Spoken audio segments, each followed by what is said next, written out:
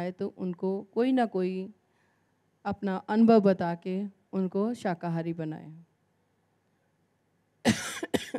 आगे है पत्री जी ने कहा कि आप प्रकृति के साथ ज़्यादा जुड़ो। ये बिल्कुल सही बात है कि मैं जब ध्यान करके उठती हूँ तो सीधा गार्डन में जाती हूँ और जाकर पूरे पेड़ों को देखती हूँ गौर से। इतना आनंद आता है, वो प्रकृति को देख के इतनी खुशी मिलती है, ऑक्सीजन भी मिलता है, मुझे बहुत आनंद आता है। तो आप प्रकृति के साथ बहुत जुड़िए। और आगे क्या बताया, सॉरी, उन्होंने बोला है कि हमारे जो ध्यान है, ध्यान की जो प्रचार करें उसमें कोई किसी तरह का वेशभूषा ना डालें।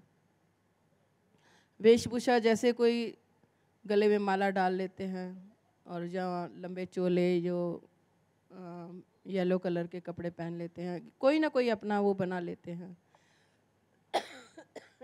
वो हमें नहीं यूज़ करना है। इतना सिंपल सरल उन्होंने बताया है कि साधारण कपड़ों से आप इतना प्रचार कर सकते हो। कोई आपको नए तरह के वेशभूषा पहन के अपना दिखाने के लिए कोई ज़रूरत नहीं है। और जहाँ भी ध्यान प्रचार करें आप फ्री में करें, कोई किसी का ध्यान सिखाने का कोई पैसा ना लें। दोस्तों, पैसा लेने से हमें कुछ फ़ायदा नहीं होता है। हम जितना भी लेंगे और हमारा लालच बढ़ता है।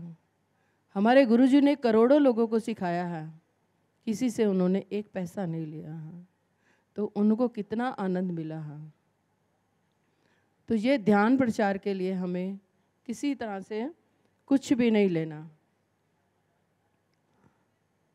आगे है अपने घर में जो बच्चे हैं, बच्चों के लिए ध्यान जरूर कराएं। बच्चों के लिए ध्यान बहुत ज़रूरी है।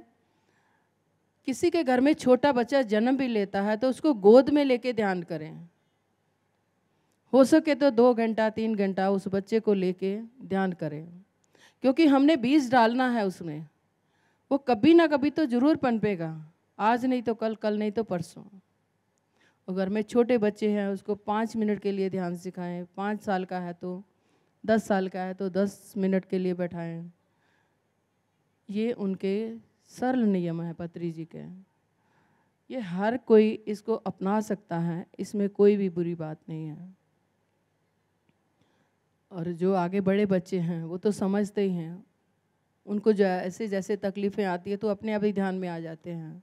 फिर भी घर में एक मेंबर जो ध्यान करता है उसकी जो वाइब्रेशन पूरे घर में पहुंचती है और घर पूरा ध्यानी बन जाता है। ये मैं सारे अपने अनुभव बता रही हूँ। पत्री जी ने कहा अपने अनुभव के ऊपर इसको बताओ। हमारे घर में एक मेंबर ध्यान में आए थे, मेरे पति।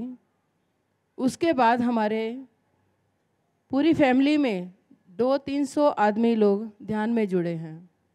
और उसके बाद उनको इतना अच्छा लगा, पिरामिड बनाए उन्होंने, नागपुर में सेंटर खोला है और ध्यान प्रचार भी करते हैं।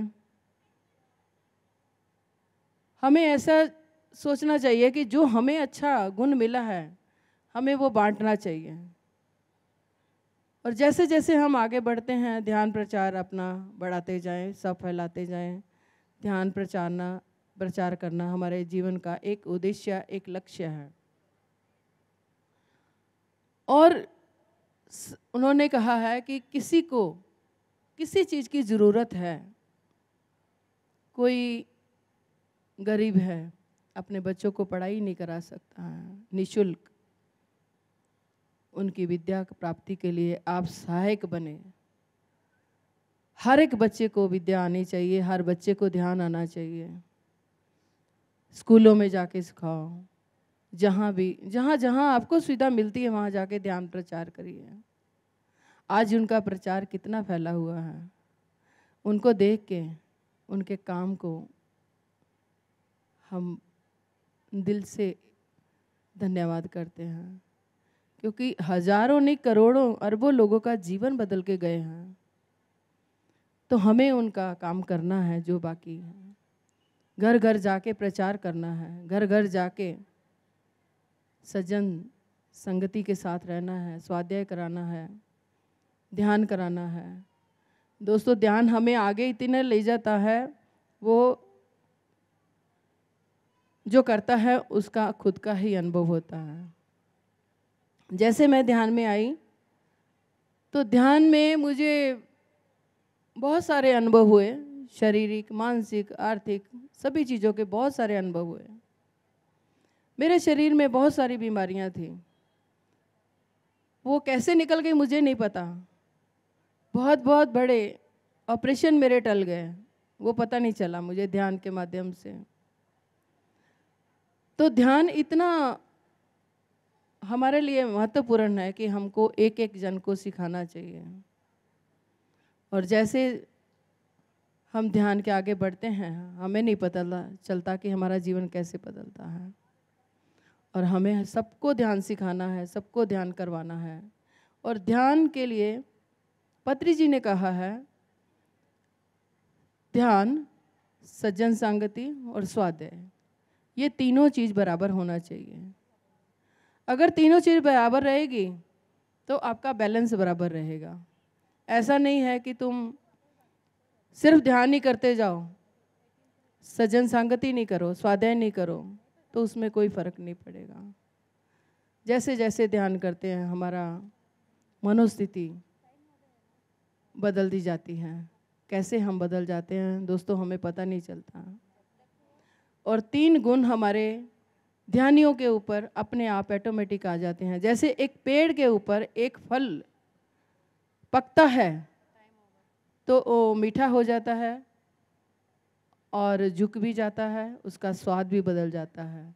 एक ध्यानी का भी यही काम है, सज्जन संगति दुआ और सब कुछ उसके साथ बीच में आ जाता है। जब वो ध्यान करता है तो उसमें नम्रता आ जाती है, और ध्यान करता है, सज्जन संगति करता है, उसके चेहरे का निखार आ जाता है और उसमें बोलने में बहुत मिठास आ जाती है। दोस्तों, ये हमें 3 चीज़ों का ध्यान रखना चाहिए। Thank you, thank you, thank you.